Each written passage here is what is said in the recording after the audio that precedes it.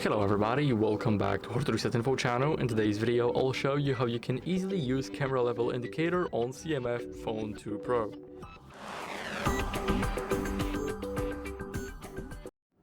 So first, let me open up the camera app and show you how to enable it. So first, click this little arrow here and click on More Settings.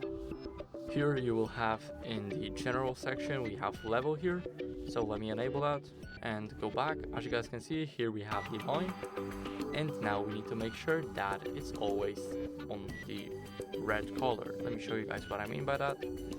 Sometimes it is just not needed. Oh, as you guys can see now, here we want it to be red. And now when it's red, we can take a better picture because now our phone is pretty much straight for the picture. Now even if it's not red but it's close to it, then you can simply take a picture and it will look something like this. So this is how you can easily use that, and that's it. Thank you guys for watching. Make sure to leave a like, subscribe, and see you next time. Bye.